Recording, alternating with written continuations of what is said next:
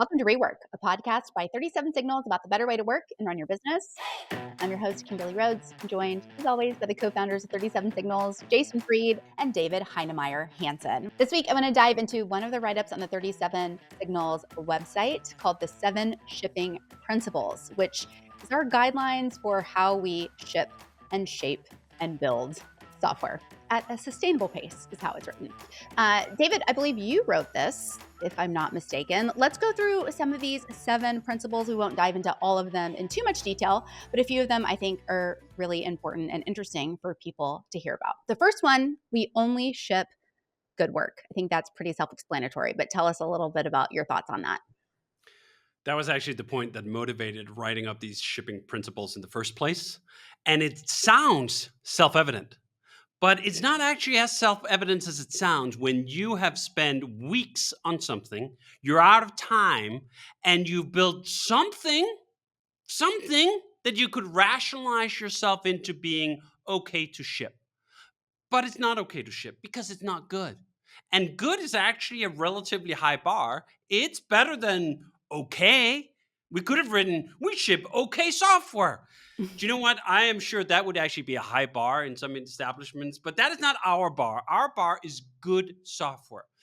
And by articulating that as the bar, it gives us permission to say no. It gives us permission to say, yes, we've spent a fair amount of time on this one feature this cycle, but it's not good software yet, so we're not going to ship it. We're going to eat that instinct that is to always deliver something and realize occasionally, it's quite rare. I can remember only a handful of instances where we literally had to invoke this as a stop block. This is not going out because it's just not good enough. But it is also one of those things, and I think we talked about it in one of the previous podcasts, that the ultimate test of we only ship good work really comes in the 11th hour. And that was the other reason I wrote this down, is to say, do you know what? That's just facts. Good software is a all-inclusive evaluation of what you've built. It's not this little piece here, this little piece there. It's all of it, just as it's ready to go out. And that's usually when we're ready to ship or when we want to ship. It's when we've finished assembling all the pieces. So it's no wonder that that is the ultimate test for whether this should go out the door or not. And I wrote it down in part because this is the role Jason and I often play, that we are the last stop before something goes out the door. But it'd also be nice if there were more people in the organization who felt empowered because it was written down to essentially say, you know what, we need a timeout here. Maybe this project, for whatever reason, just didn't come together in time, which there's not a huge amount of shame in. In fact, I think a little suspiciously sometimes about our shipping rate. I think maybe our shipping rate is actually too high, that you should not aim to ship 100% of all work you set out to do. You should aim to ship, 80, 90, 95%, but there's got to be some part of it that's not good enough, because otherwise, either you're just the best software maker there's ever been, highly unlikely, or your standards are just not where they need to be. So shipping good work, good software, something that I would be proud to use, that's got to be the bar. And that's why we wrote it down as such. Well, I was going to add one small thing. This is like, there's been a lot of discussion about MVPs and whatnot lately. I think this is one of the issues we take with MVPs, which is like minimally viable. That's too low a bar. It also is like people use it to test ideas. I saw David wrote up a nice tweet about this recently. It's like testing incomplete half-ass ideas like isn't really going to yield you the answers that you're looking for. That's why the stuff has to be good. Because if you want to evaluate whether or not something's any good, like you have to put something out there that you think is good, not just minimally viable, because you're going to get minimally viable feedback on that, which is like not really that good either. So that's kind of the idea, is that when you put something out there in the world, it also should be a complete idea. It can be a smaller idea than you initially wanted it to be, but it needs to be a complete idea and not some partial half-ass, half version of it in a sense. It can be half, not half-ass in a sense, but the half needs to be good. What you put out there needs to be good. It can't just be a half-ass version of something. Okay, I'm going to read the beginning of this next one because I think it's interesting. I want to get your take on it. The next one is we ship when we're confident. We talk a lot about confidence and like gut reactions here on the podcast. It says the reason we do automated and exploratory testing is so we can ship work with confidence that it won't cause major problems. But exactly how much confidence is required depends both on the team and the criticality of the problem. David, to you. I think this comes up often in software development circles when we talk about quantification. When we talk about we have so and so test coverage for this product. I remember once upon a time people were talking, I need 90% test coverage, which basically meant that out of all the lines of code you have in your product, all 90% of them are going to be tested. Or they have a test ratio. We write 3 lines of test code for every 1 line of production code. That's a ratio I've heard stated in the past. And I always go like, that doesn't tell me anything. If you're writing all this sort of mechanically, I need 3 lines of code for every line of production code, whether what you're implementing is completely trivial and banal, or whether you're implementing something that if there's a bug, it costs people thousands of dollars, or in the most extreme case of criticality, that someone could get seriously hurt or worse from it, you're not dealing with the context in mind. You should apply far less ultimate rigor to something where a problem is a mere inconvenience or even perhaps an aesthetic issue versus I am losing millions or I'm putting people in harm's way. That's what the criticality ladder is about, which I think is a great way of looking at the whole problem of confidence. Because what are you confident about? And how confident are you really? So we try to generally have confidence that it's not likely. And this is almost like burdens of proofs, right? Like, or beyond reasonable doubt. That is much higher as a burden of proof than, I forget what the one below it is called, something. Preponderance of evidence. Yeah, something like that, right? Like in the legal world, they clarify these levels of criticality. If you're convicting someone for murder, you damn well better be sure beyond a reasonable doubt. If you're having a dispute about some contract, that's much lower criticality. We don't have to deal with it with the same rigor. We may not even need 12 peers to adjudicate this issue. And we try to still get this the same way, that so much of the work that we do falls in the middle territory. Do you know what? If it doesn't work or there's a bug, that's not great, but also we could fix it quickly. Sometimes I have pushed out plenty of fixes where do you know what?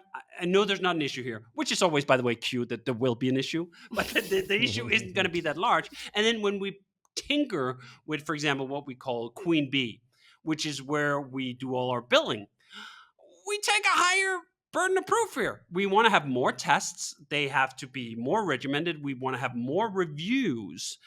But that level of ceremony needs to be proportionate to it. And what I've seen the biggest error is to pick one protocol, one level of ceremony, and just apply it to all of it.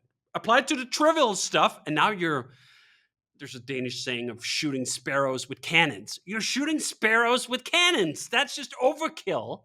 And at the same time, that process may also be underkill if you're literally putting people in harm's way, or you could potentially lose hundreds of thousands of dollars, right? So having that sense, the fluidity of confidence, this is why I like confidence as a word. It's not a numerical scale. It doesn't go like 1 to 5. It's a gut feel. Now, that takes a while to train. I see very often junior programmers come in and they want to do everything as safe as possible. And then it takes forever, right? They want to write a million tests. They want to write the 5 lines of test code for 1 line of production code. And then they're not going to be able to ship. They're not going to fit within our 6-week cycles. They're going to turn a 2-week project into a 5-week project. And then they quickly realize, you know what? Okay, all this ceremony that I was just doing because that's the protocol, I can't actually do that and accomplish what I want to accomplish. I have to now gauge things and calibrate them such that it is proportionate to the criticality. And that's where the magic happens, in those trade-offs. And I also think this is where the enjoyment happens. There is nothing more frustrating than going through meaningless checklists, bullshit checklists that are just like, oh, I have to do this because that's what the chart says, right? when you're doing something that you know isn't proportionate, that you know isn't a fit for the right thing, it's just demoralizing. It feels like you're spinning your wheels and you're wasting your time. I would rather err, if anything, a little bit on the cowboy side, right? Like we don't build pacemakers, so we're not going to kill anyone if we make a slight mistake. So we should err a little bit on the cowboy side. Not so much that no one wants to use our damn software because it's total crap and full of bugs and they constantly run into issues. That's not rewarding either, right? But there's a sweet spot in between these two things that fit within the context of the work that you're doing. Okay, David, you brought up issues. So I'm going to skip to the fourth shipping principle, which is we own the issues after we ship. I think this one's interesting because it kind of ties in with our theory of managers of one. It says, clean up your own mess if you make one. Pay attention to the error tracker for a while after launching. Be the first port of call for support when they get feedback from customers. If you did the work, you have the context, and you should put it straight if it's crooked. This is all about incentives. If you are a product designer or developer and you get to throw things over the wall and not worry about how they land or what kind of mess they make when they land, you will inevitably be less careful. Your confidence meter will be off because you have no feedback from reality to calibrate it by. You think you're doing enough testing because you don't see the damn bugs. You don't see the damn feedback from customers. So you're isolated from reality. And whenever you're isolated from reality, you will inevitably just invent a reality of your own making. Oh, I ship great software. I don't know what you're talking about. This was wonderful. I did all the tests. The tests don't matter. What matters is whether the software is fault-free or not. That's the ultimate outcome. We're not looking for these intermediary outcomes. We're not looking for you to check off boxes about how many tests you've written. We're looking for faultless software, or faultless enough to the criticality that we're aiming for. So I think we have erred wrong on this one occasion in the past. And some of it came from before we either had or fully respected our cooldown. That's usually kind of part of the magic of cooldown. Cooldown for us, so we work in 6-week cycles, and then we have 2 weeks of cooldown before the next cycle starts. And that time needs to be for two things. It needs to for you to roam and clean things up if you didn't have a project that ran right to the line. But it's also essentially overtime if you had a project that ran right to the line, but you need to clean up after it goes into production. We have had instances where things ran too close back to back. Someone would work on a major feature, they'd push it out, and boom, they'd be on project number 2. And then, who's going to clean up that mess? Whoever is, as we call it, on call. And now they're sat there going like, oh, I have to understand this feature from first principles. I didn't build it. That creates actually a bit of friction within teams. And I've seen that develop even within our teams in the past when we didn't respect this so fully. And I think it's not good for any party. It's not good for the person who feels like they're just being handed a bag of trash and they have to figure out how it all works. And it's actually not good for the person who just gets to throw shit over the wall because they don't get to learn. They actually don't get to improve. They don't get to test whether their theories of software design are adequate or even good because they're robbed of that feedback from reality.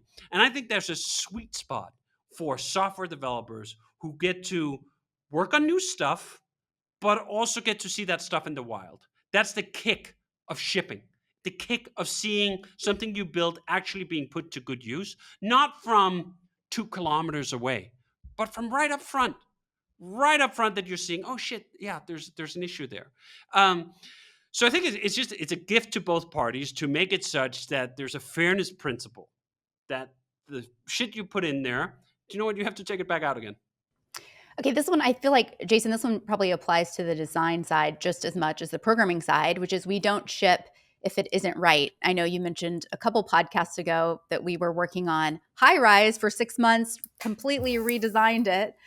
Tell me a little bit about how this applies to the design side. Yeah, I would say it's like more on the product side, which is all of it. But I'll give you an example. So we're working on a feature right now in Hey, which originally started out as being able to move through emails using the keyboard, J and K or the arrows back and forth, whatever. And there were some technical reasons why we couldn't really do it everywhere we wanted to. So it was only going to work in a few spots. And so we kind of built it that way. And I was using it. Something isn't right here. It's like a smell, like to use David's line, like there's something that isn't smelling right about this. Like, yeah, in most cases it works, but here's an edge condition where it's not that unusual. I could find myself in this corner pretty frequently, and like it won't work, and it's frustrating, and I don't know why, and I can't explain it to people. I mean, I could technically, but like it's awkward. It would be a very unsatisfactory explanation. So we backed off of that for a second. We could have shipped it because it mostly worked. But I'm like, yeah, let's back off this for a second here. What are we trying to do? So the main thing we were trying to do here was we're trying to make it easy basically to power through your unread emails. And the reason you might want to use the keyboard is because you want to look at one and go to the next one and go to the next one and go to, like, you want to move through them rapidly. The idea is to move through them rapidly. That's the idea. And a keyboard is faster than a mouse in most cases for that. So we stepped back and said, okay, so we're trying to do that. Is there another way we could do that? And we looked through the way we do things in Hey already, and it happens to be an interesting layout where we stack things on top of each other. Scrolling is very fast on computers, both on mobile and desktop. Like, what if we just let you scroll through your unreads in a way that you can then respond to some that you need to, mark some read that you don't need to respond to, but you want to mark read, and then at the end when you're done, say mark them all done if you want to. Like, maybe we could do that. So we started out trying to solve the problem one way, started using it, could have shipped it, but it wasn't quite right, backed off, literally took a step back and looked at it more broadly and came up with, I think, a better idea. When I read that paragraph that David wrote, that's what it means to me. It can also mean an aesthetic thing, like the proportions aren't right and the buttons aren't in the right place and all that stuff. But to me, it's more about, is this doing what it should do? Is this the best way it can do it? Or not the best way, because there's always a better way, I suppose. But does this feel like the right way to solve this problem? Are we really getting to the root of it? And are we leaving any unknown magical features in the corner? Let me explain what that mean by that.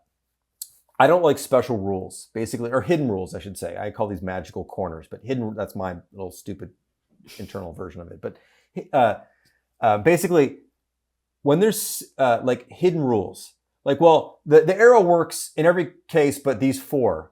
And like, no one knows that. No one's going to know that. And when they run into it, they're going to ask us questions and we have to explain these like hidden conditions. Well, in this case, if you have this situation, this won't work.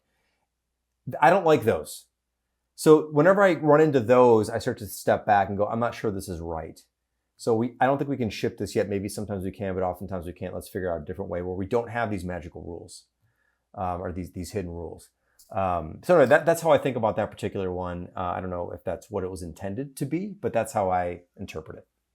I think one of the corollaries to this, or things that are connected to it, is this idea that when it gets hard, when there's something that isn't quite working, you should always question the premise. Why is this hard? As Jason said, what are we trying to do here?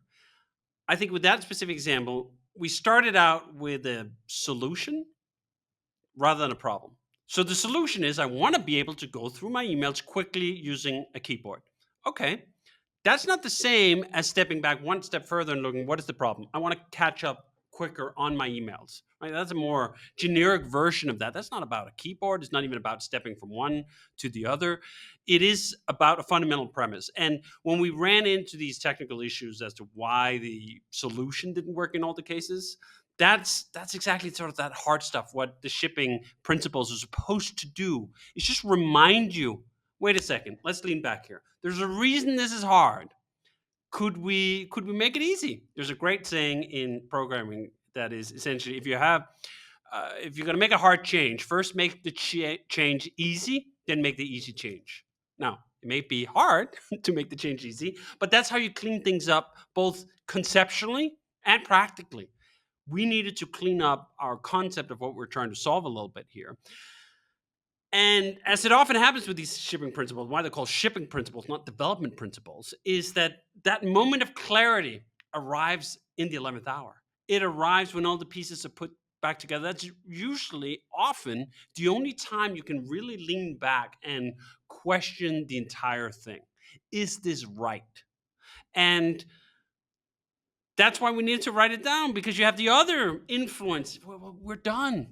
We're shipping, right? Like it's called shipping principles because we're ready to push it out in the world. That's when you need to pause. That's when the hardest pause needs to happen because you could push deploy. It could go out there and you can convince yourself that what you're pushing out there is better than nothing.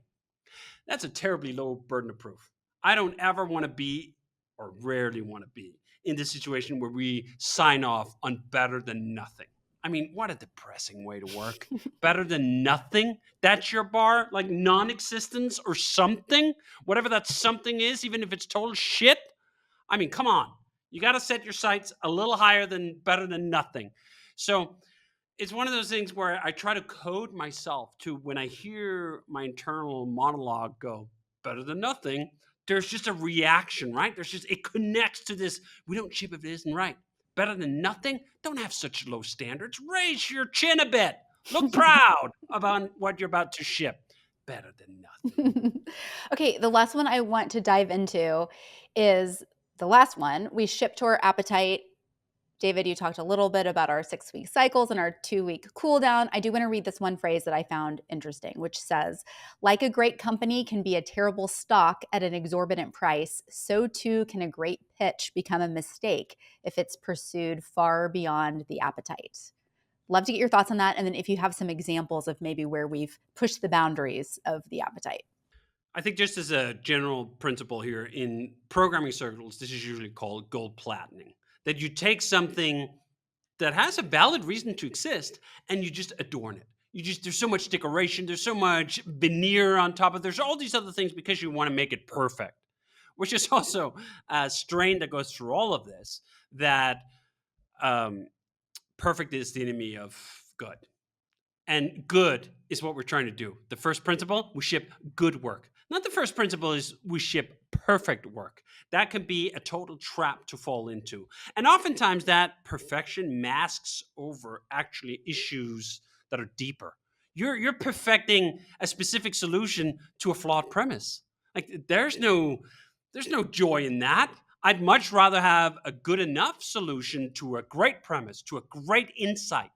And I think that's sometimes what we have to weigh, right? When we're trying to fit things into a short amount of time, as these 6-week cycles are, we have to weigh the quality of our insight, of our premise, of our design against the implementation itself.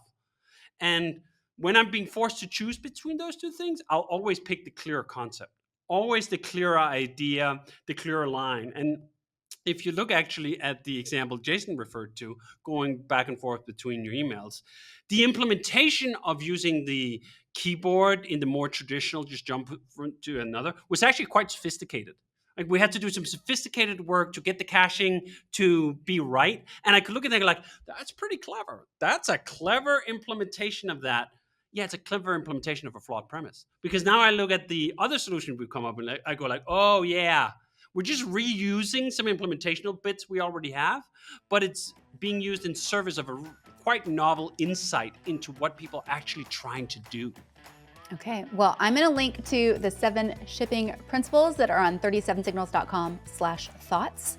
But until then, REWORK is a production of 37 Signals. You can find show notes and transcripts on our website at 37signals.com/podcast. Full video episodes are on YouTube. If you have a question for Jason or David about a better way to work and run your business, leave us a voicemail, 708-628-7850. You can text that number or send us an email to rework@37signals.com.